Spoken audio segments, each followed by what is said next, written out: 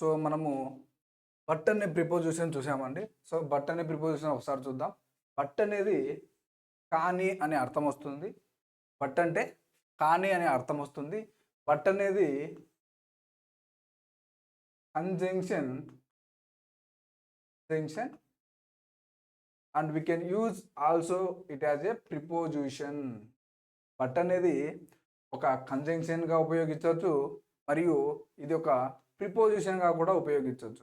Okay, but అనేది your already discuss in the previous class. So ఒక conjunction కూడా ఉపయోగించవచ్చు, మరియు ఒక ప్రిపోజిషన్గా కూడా ఉపయోగించవచ్చు. సో నెక్స్ట్ మనము బియాండ్ అనే ప్రిపోజిషన్ చూద్దాం. బియాండ్ అనే ప్రిపోజిషన్ చూద్దాం.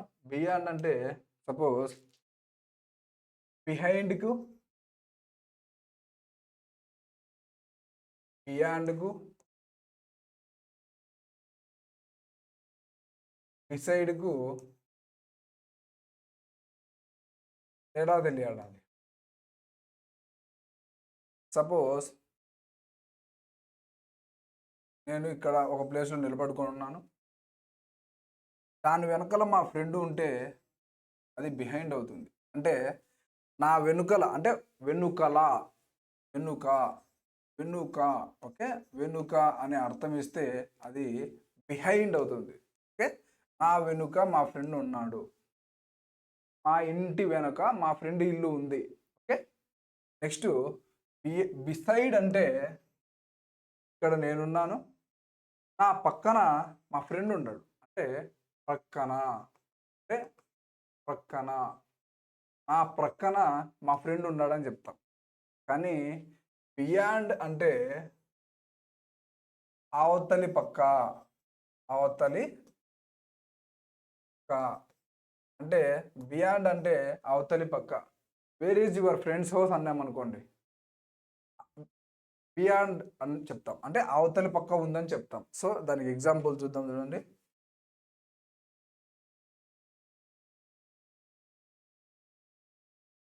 To the further side of అనే అర్థం, అంటే నెక్స్ట్ సైడ్ అని, అంటే అవతలి పక్క అనే అర్థం వస్తుంది. For example, he to A spot beyond the trees. Okay, panda చెట్ల అవతలి ఉన్న ప్రదేశాన్ని చూపిస్తుంది. ఓకే, సపోజ్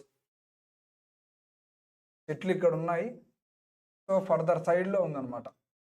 ఓకే, ఇది ఒక పాండా అనుకోండి. సపోజ్ ఇది ఒక ట్రీ అనుకోండి, పాండా అక్కడ ఉంది అనుకోండి. అంటే ఎక్కడ పాండా ఉందని చెప్పేటప్పుడు ఏం చెప్తామంటే ట్రీకి అవతలి పక్క ఉంది అని చెప్తాం. So panda to a spot beyond the trees, అంటే పాండా అనేది చెట్లకి అవతలి పక్క ఉంది అని చెప్తాం. అంటే బియాండ్ అంటే దాటి, అవతల, అవతలి పక్క అనే మీనింగ్స్ వస్తాయి. అంటే సపోజ్ ఒక కొండ ఉంది, కొండ అవతలి నది ఉంది. సో కొండ పక్కనే నది ఉంది కాబట్టి అప్పుడు the river is beyond that hill అని చెప్తాం. The river is beyond the hill అని చెప్తాం. సో అటువంటి టైంలో బియాండ్ అనే ప్రిపోజిషన్ వాడతాం. ఆ తర్వాత దెన్. సో దెన్ అనేది ఒకరికంటే ఎక్కువ అని కంపారిజన్ చేసేటప్పుడు దాన్ అనే ప్రిపోజిషన్ని వాడతాం. సో ఫర్ ఎగ్జాంపుల్స్తో చూద్దాం, చూడండి. My friend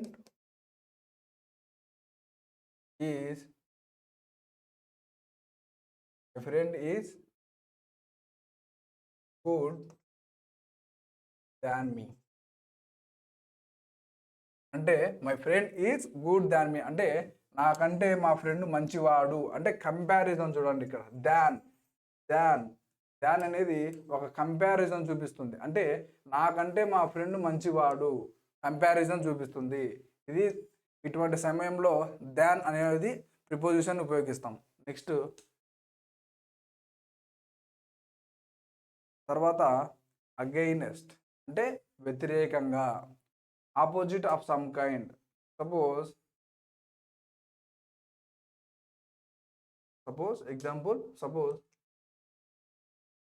ఇది ఈస్ట్ ఉందనుకోండి, దీనికి ఆపోజిట్ ఏంది?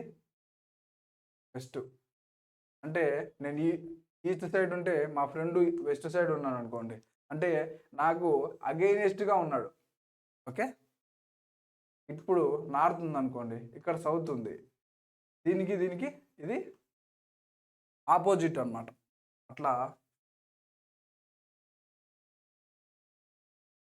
ఇక్కడ అగైనెస్ట్, ఒకరికి ఒకరు అగైనెస్ట్గా ఉండము, ఆపోజిట్గా ఉండడము. నెక్స్ట్ టిల్ చూద్దాం చూడండి. టిల్ అనే ప్రిపోజిషన్ లేదా అంటిల్ అనే preposition.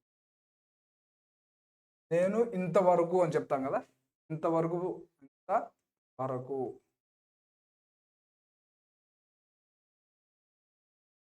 I have been preparing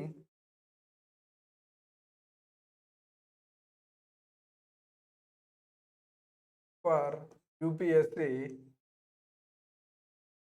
until 2028 లేదా till 2028. అంటే నేను యూపీఎస్సికి 2028 వరకు ప్రిపేర్ అవుతూ ఉంటాను అని చెప్పే సమయంలో అంటిల్ లేదా టిల్ వాడతాం. అంటే నేను ఇంతవరకు ప్రిపేర్ అవుతాను అని చెప్పడం. అది కాకోకుండా మన ఫ్రెండ్ ఎక్కడికైనా వెళ్ళినాడు అనుకోండి, నీకోసం నేను ఇంతసేపు వెయిట్ చేశాను, అంటిల్ ఇంతవరకు ఇంతసేపు వెయిట్ చేశాము అనేటప్పుడు టిల్ అనే ప్రిపోజిషన్ని వాడతాం. Okay, will go to the next.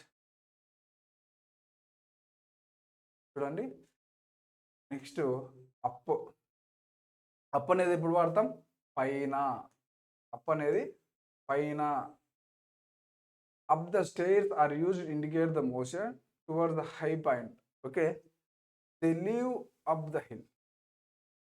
Okay, suppose ఒక హిల్ ఉంది, ఆ హిల్ మీద వాళ్ళు నివసిస్తున్నారు.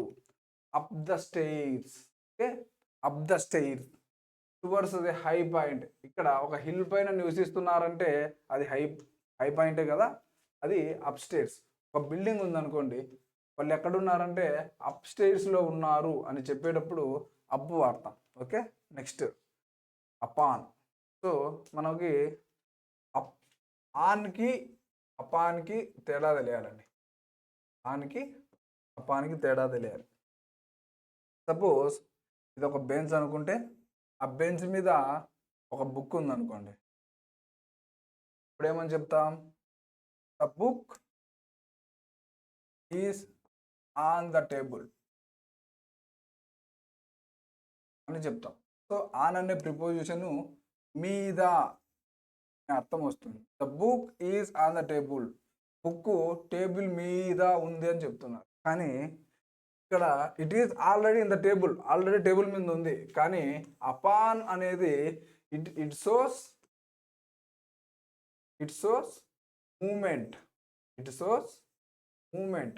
అపాన్ అనేది ఒక మూమెంట్ని సూచిస్తుంది. ఎలా అంటే, సపోజ్ ఇది ఒక బెంచ్ ఉంది, ఇక్కడ ఒక చైర్ ఉందండి. సపోజ్ ఈ బుక్ ఇక్కడ ఉంది,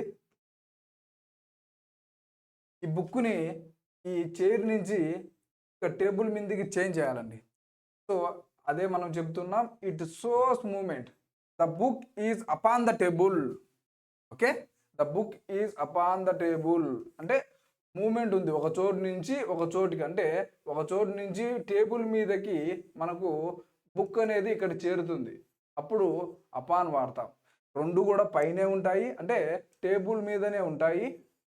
కానీ ఇది already it is on the table. కానీ ఇది ఒక మూమెంట్ రూపంలో టేబుల్ మీదకి వస్తుంది.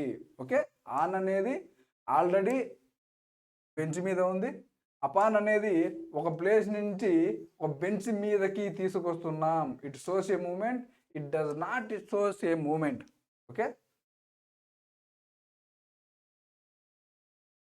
నెక్స్ట్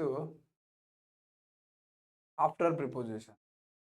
ఆఫ్టర్ అంటే, సపోజ్ ఒక పనిని ఇప్పుడు చేయంటే తర్వాత చేస్తాము అంటే, ప్రజెంట్ కాకుండా ప్రజెంట్ పనిని వాయిదా వేసుకుంటూ తర్వాత చేస్తాను అని చెప్పేటప్పుడు ఆఫ్టర్ అనే ప్రిపోజిషన్ వాడతాం. So period of time usually in the past. Suppose ఇప్పుడు చేయాలి, సో తర్వాత చేస్తా అని చెప్పడాన్నే ఆఫ్టర్ అనే ప్రిపోజిషన్ వాడతాం. తర్వాత మనకు అత్యంత ముఖ్యమైనది ఇక్కడ 20th చూడండి, difference between the on time and the in time. Okay, మనకి ఎగ్జామ్ పాయింట్ ఆఫ్ వ్యూలో ఎక్కువ కనపరిచే question on time and in time. So let us discuss what is on time, what is in time. Okay, what is in time, what is on time. On time and in time అంటే exact point of time. In time అంటే exact point of time. In time అంటే, on time అంటే example, time అంటే on time అంటే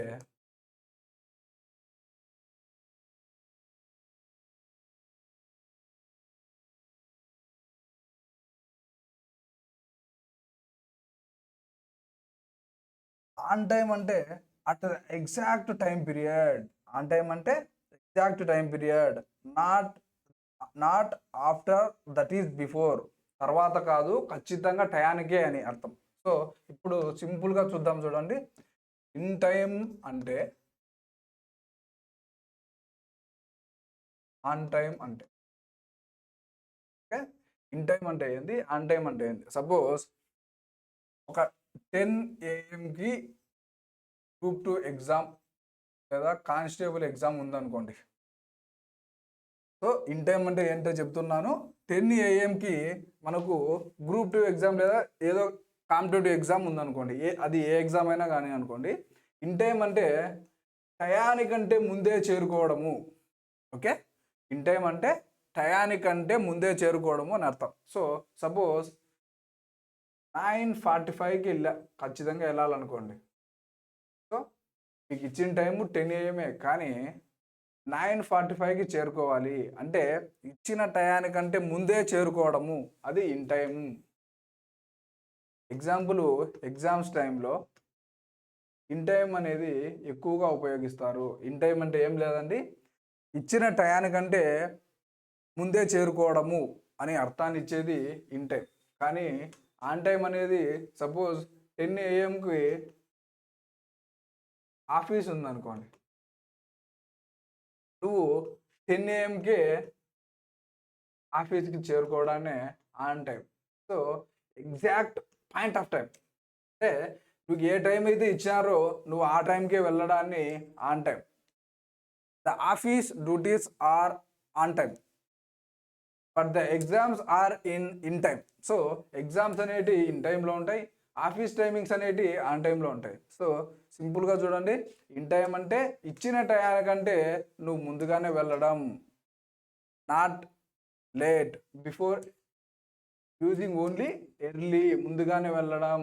ఇది exact point of time. అంటే నువ్వు 10 AM చెప్పిన అని టైం ఉంటే ఖచ్చితంగా నువ్వు 10 AM మాత్రమే పోతే అది ఆన్ టైం అవుతుంది. టయానికే పోతే ఆన్ టైం, టయానికంటే ముందు పోతే అది ఇన్ టైం అవుతుంది. సో చూడండి, on time means that is exact time period. అంటే నువ్వు 10 గంటలకు టైం పీరియడ్ ఉంటే 10 గంటలకే వెళ్ళడం. Not after, that is before. అంటే 10 గంటల తర్వాత కాదు, 10 గంటలకే వెళ్ళడాన్నే ఆన్ టైం అంటాము అని చెప్తున్నాడు. నెక్స్ట్ చూద్దాం చూడండి.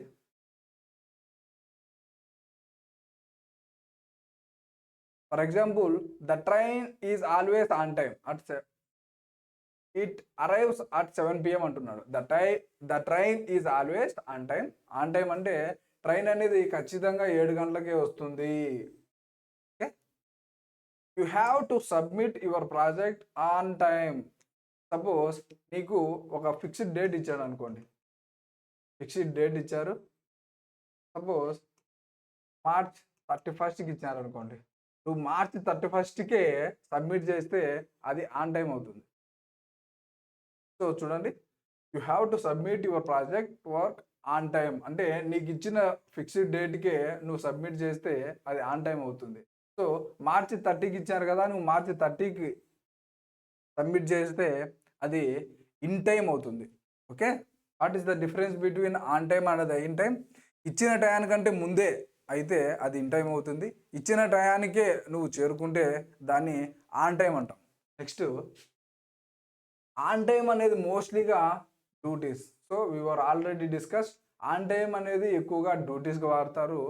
In time means not late, it is before. అంటే లేట్ కాదంట. ఇన్ టైం అంటే ఇచ్చిన టయానికంటే ముందే చేరుకోవడం అని అర్థం వస్తుంది. So we should be in time during the exams. Exams టైంలో మనము ఎగ్జామ్స్ టైంలో మనము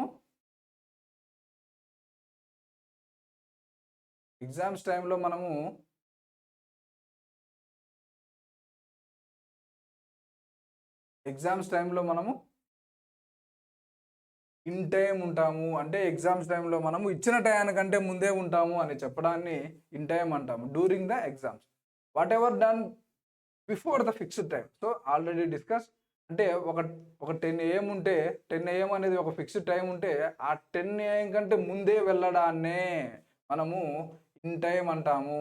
so whatever done before the fixed time. Okay, whatever the done before the fixed time. Okay, అది ఆన్ టైం అయితే whatever done at the fixed time. అంటే fixed టైంలో అప్పుడే వెళ్ళడాన్నే ఆన్ టైం అంటాము. Before the fixed time అనేది in time అవుతుంది. Okay, next the usage of after a while and a while అగో.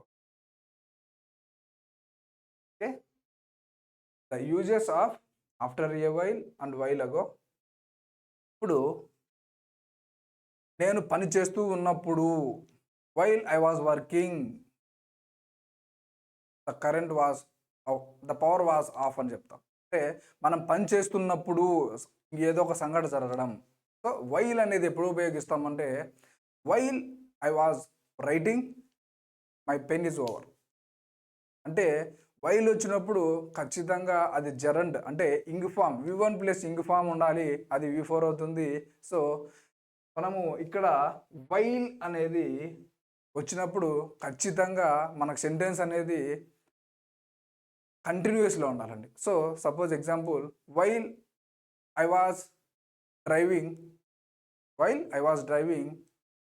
And the other side of the road is యాక్సిడెంటెడ్. So నేను driving చేస్తున్నప్పుడు పక్కన అదర్ సైడ్లో వేరే రోడ్లో యాక్సిడెంట్ అయింది అని చెప్తాం. అంటే వైల్ అనేది కంటిన్యూస్లో ఉన్నప్పుడు అదే సమయంలో వేరే చోట అంటే పక్కనే ఏదో ఒక సంఘటన జరిగినప్పుడు వైల్ అనేది ఉపయోగిస్తాం. ఓకే, నెక్స్ట్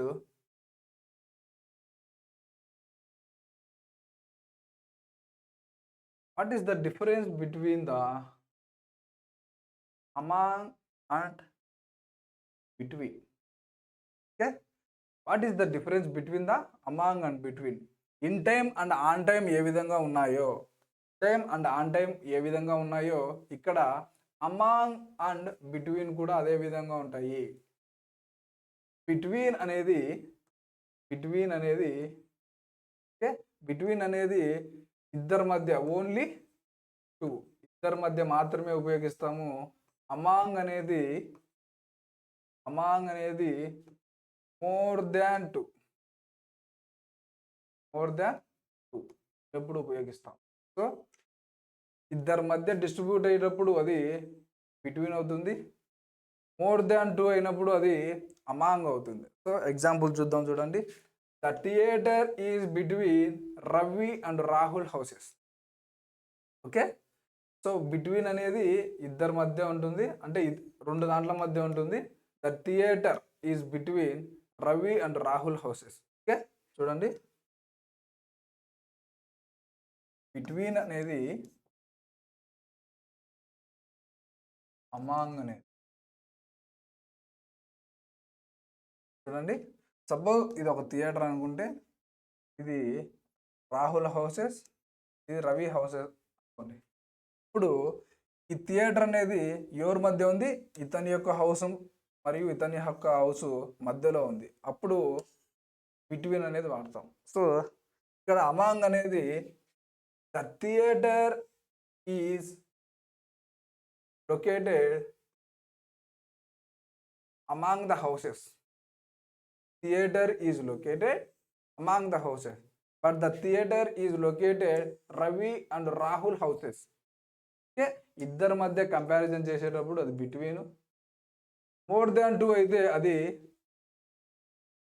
అమాంగ్ అవుతుంది. ఓకే, చూడండి, between is used only for 2. The theatre is between the Ravi and Rahul houses. అంటే ఇద్దరి మధ్య చూపిస్తే అది బిట్వీన్ అవుతుంది. మోర్ దాన్ 2 చూపిస్తే అది అమాంగ్ అవుతుంది. So among is used more than 2. Okay, 2 more than 2. Okay, between అనేది 2, అమాంగ్ అనేది more than 2. For example, they are quarrelling among themself. వాళ్ళల్లో వాళ్ళు కొట్లాడుకుంటున్నారు. వాళ్ళు అంటే ఎక్కువ మంది కదా, అంటే వాళ్ళు అంటే మోర్ దాన్ 2 అని. మోర్ దాన్ 2 అని మీనింగ్ వచ్చినప్పుడు అమాంగ్ అనే ప్రిపోజిషన్ వాడతాము. ఓన్లీ బిట్వీన్ వచ్చినప్పుడు బిట్వీన్ 2, ఓన్లీ 2. ఓకే, నెక్స్ట్ చూద్దాం, చూడండి. What is difference between the on and upon? So we were already discussed in the past. Next,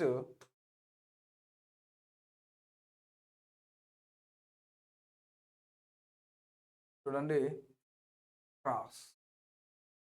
okay, the one side, the other side of something. చూడండి, cross అంటే సింపుల్గా చూద్దాం. Suppose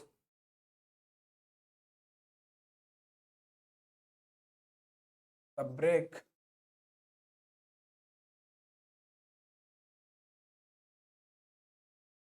the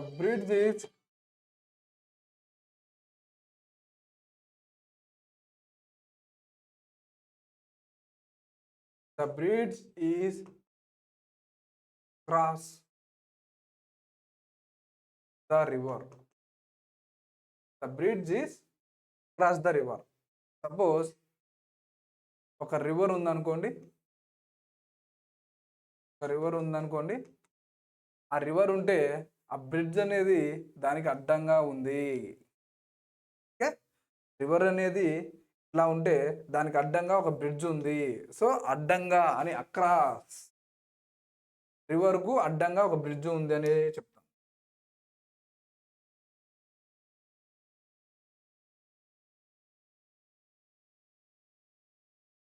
చూడండి, the bridge was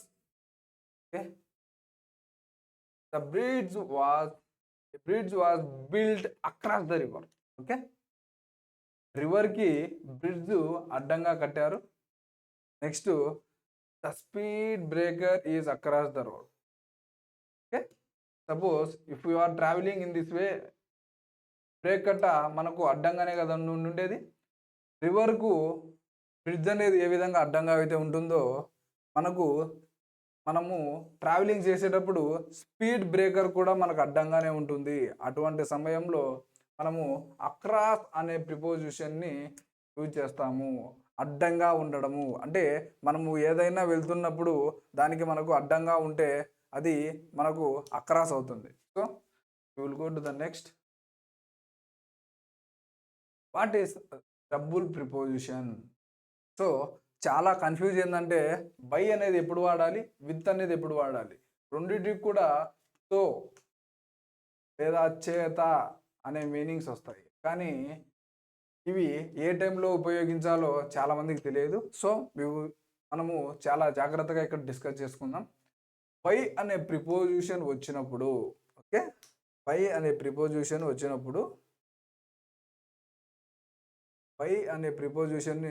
వచ్చినప్పుడు, మనము agent of an action or living thing అంటే జీవించి ఉన్న వాటికి మనము బై అనే ప్రిపోజిషన్ని వాడతాం. ఓకే, సింపుల్గా చూడండి, బై అనే ప్రిపోజిషన్ ఎప్పుడు వాడతామంటే యాక్షన్ ఆర్ లివింగ్ థింగ్. అదే విత్ అనే ప్రిపోజిషన్ ఎప్పుడు వాడతామంటే indicates the instrument, goods or thing which are non living thing. By అనేది మనము ఒక లివింగ్ థింగ్కి ఉపయోగిస్తే విత్ అనేది ఒక నాన్ లివింగ్ థింగ్కి ఉపయోగిస్తాం. సపోజ్ ఎగ్జాంపుల్ చూద్దాం, చూడండి.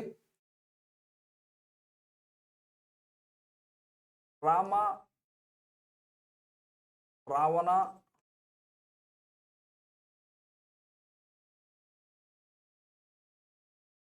కిల్డ్ బై రామ అని చెప్తాం. Okay, Ravana killed by Rama, with Rama కాదు, Ravana is with by. Okay, with and by. With అనేది నాన్ లివింగ్ థింగ్స్, ఇన్స్ట్రుమెంట్స్ కానీ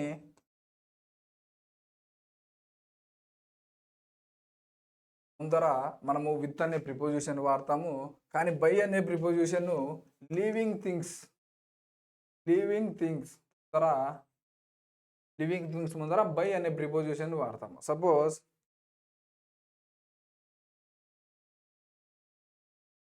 the wood is cut with an axe. The wood is cut with an axe. Next, Ravana is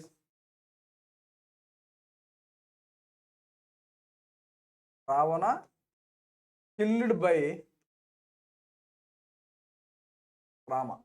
so ఇక్కడ చూడండి, with అనే preposition no living things మరియు ఆ ఇన్స్ట్రుమెంట్స్కి ఉపయోగిస్తాము.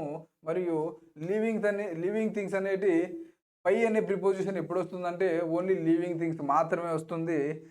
So example చూడండి, the wood is cut with an axe. గొడ్డలి ఇది ఒక instrument or non living thing అవుతుంది. So the wood is cut with an axe, మనము గొడ్డలితో ఆ వుడ్ని కట్ చేసాము అని చెప్పేటప్పుడు విత్ వాడతాము. The wood is cut with an axe, not by an axe. కానీ నెక్స్ట్ లివింగ్ థింగ్స్కి ఓన్లీ బై అనే ప్రిపోజిషన్ వాడాలి. Ravana killed by Rama. Okay, ఇది correct sentence.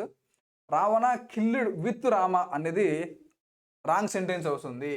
Okay, living things వచ్చినప్పుడు ఓన్లీ బై అనే ప్రిపోజిషన్ మాత్రమే వాడాలి.